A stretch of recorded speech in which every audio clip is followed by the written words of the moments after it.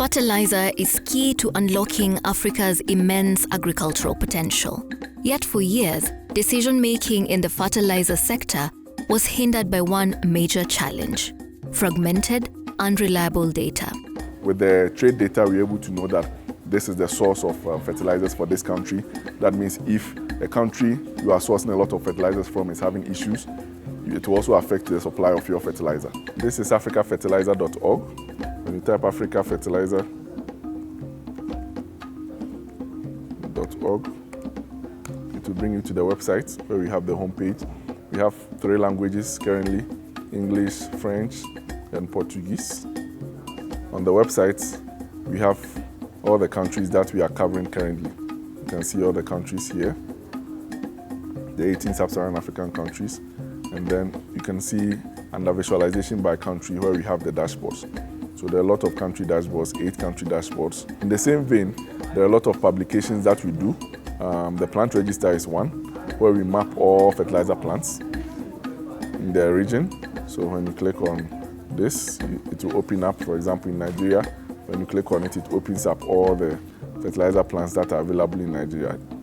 From interactive maps to monitoring tools with market risk information, data on affordability, availability of fertilizer, and the distribution channels, the web-based tools are designed to holistically provide insights into the supply, demand, and use of fertilizer at both country and regional levels.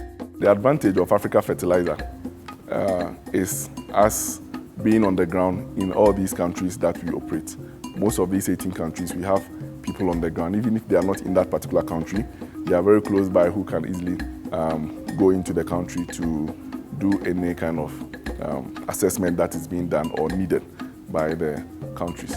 One thing that we also do for this risk is it has to do with the robust back end that we have, because there are a lot of softwares that are being used. Development Gateway developed or hard-coded everything for us, so it has been customized. It's not like a random software that is being used or a software that we just purchased and we are using. No, all these graphs and all these charts and all this information, we had meetings in the beginning of the initiative, the V5 initiative with Development Gateway, to talk to people, know their needs, and then know what charts or what information they need and how we can get some of this information to be able to package it and give it to them. So after that, they develop a robust system where we are loading the information in there. So data can go in there anytime. This has been customized to us. Development Gateway has played a pivotal role in transitioning from Excel data and Excel spreadsheet to integrated and dynamic dashboards. That has been a big shift because, it's so hard to uncover the insight from raw data. But when we engage with stakeholders and you show them visuals, you unload kind of like all the heaviness of the work that they need to process or the line of the data. The fact that those is visual and they can see trends. And then you can bring them to the discussion because they are more open to look at it, to think, to ask critical questions. And the discussions and the conclusion out of those discussions are usually evidence-based because it's starting from data and it ends with data. Whether it's policy decisions like setting fertilizer subsidies, forecasting demand, or making operational investments, Africa Fertilizer has changed how decisions are made across the continent. When you have information on consumption, you can do trend analysis. You can know which fertilizer is being used and at what point. Using that kind of information, you can come up with policies on subsidies. The other interesting thing is the issues of accountability. All of us used to say that the private sector was actually manipulating the prices. But if you go to the dashboard, they have actually done quite well in terms of showing us the cost build-up. We start with, for example, FOB, the other costs, attended costs, even within distribution, up to the last level.